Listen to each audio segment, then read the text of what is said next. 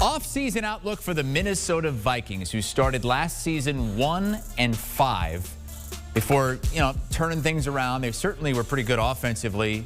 Jefferson was great. Dalvin Cook, one of the best running backs in the league. Kirk Cousins going to get a new offensive coordinator with the retirement of Gary Kubiak, his son Clint Kubiak taking over.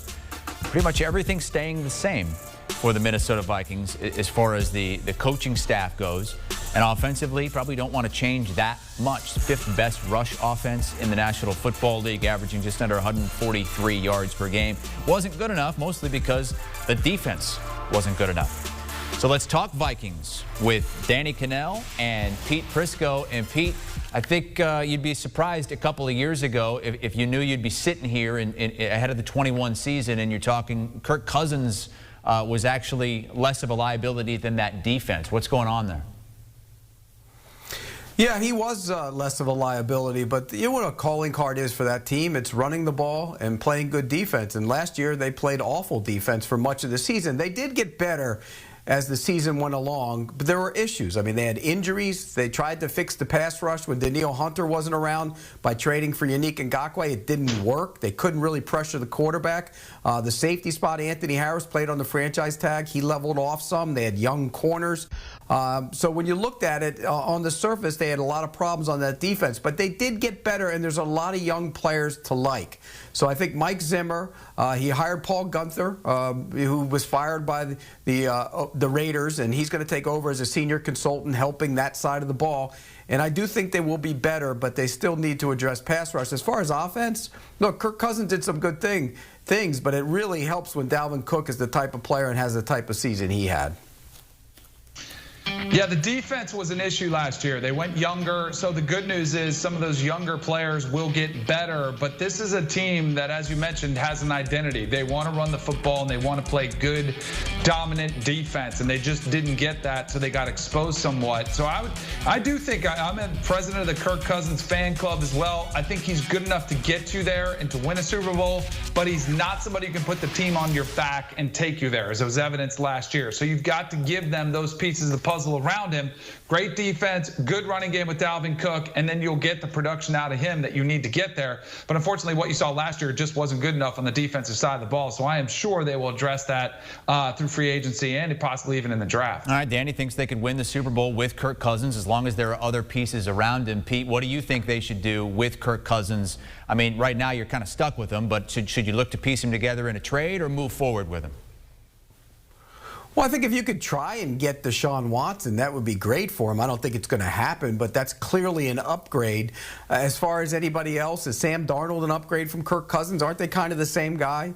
Is Jimmy Garoppolo an upgrade? Kind of the same guy. They're all in the same pot. So I think you play on with Kirk Cousins if you don't get Deshaun Watson. And there's a good young receiving group there. I mean, you look at what Jefferson did last year. He was phenomenal. I think Irv Smith is going to emerge as a big-time playmaker at tight end. We know Thielen can get open. They probably still need a number 3 receiver, but there are weapons there. The problem is the offensive line, not big enough, not tough enough, particularly on the interior, and that shows up on a week-by-week basis. But Kirk Cousins is good enough to get you to the postseason. He's not good enough to carry a team, and that's the problem. We saw some of the offseason needs according to Ryan Wilson there, Danny. What do you make of what they need to do this offseason to get back into the postseason and become a contender once again? I would agree with a lot of them. They've got to get an edge rusher to come off the edge. They've got to get somebody in the interior of the defensive line to create more push up front to open some opportunities. They have to address the safety position.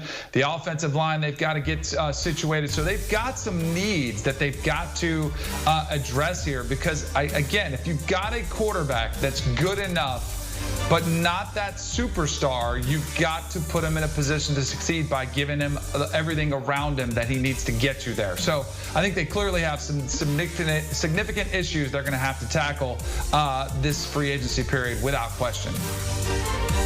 Yeah, but I think getting Michael Pierce back, remember he opted out from COVID. He's a big wide body in the middle of their defense will help. Danielle Hunter clearly will provide the pass rush when he comes back, if he does come back, and he's the same player. Anthony Barr got hurt in week 2. That was a big hit for him. And they played a lot of young people in the secondary. So I do think there's a lot to like about the defense. They have some decisions to make. What do you do with Eric Wilson? Eric Wilson stepped in for Anthony Barr and played outstanding football. He's now an unrestricted free agent. So they do have some decisions to make, but find an edge rusher. I think that's #1 priority. And beef up the offensive line. I think that's #2. Okay, so Pete, you put together a list of some free agents that they should be going after. Share that with us and tell us what realistically they could do this offseason. Well, I think Trey Hendrickson would be a great addition to play opposite Danielle Hunter. He's a tough guy. He had a great season last year for the Saints playing opposite Cam Jordan. I don't think he's a #1 edge rusher, but when you have that #1 guy on the other side, and Hunter is that guy when he's healthy, I think Hendrickson would be a perfect addition to what they want to do up front. And I think, I mentioned cornerback. Michael Davis from the Chargers, underrated corner. I think you can get him for a decent price. Then you can play Jeff Gladney on the inside.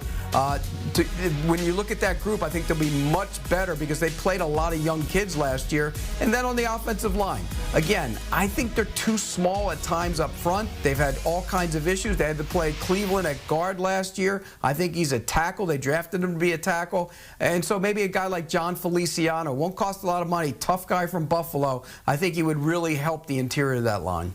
What are the early expectations for the Vikings next season? Obviously, you got Green Bay atop of the division, and then Minnesota, Chicago as potential playoff teams, and it seems like the Lions are going to take a while to rebuild. It's funny, the Bears were a playoff team last year, but looking on it right now, you'd have to say you'd feel much better about the Vikings' chances to make the postseason than you would the Bears. And I do. I think the Vikings have a legitimate chance to be a playoff team this year. I like what they did in terms of trying to keep some stability on the offensive system with the Kubiak run game. I think that will help them. It'll help Kirk Cousins. We know Cook is going to have a big year.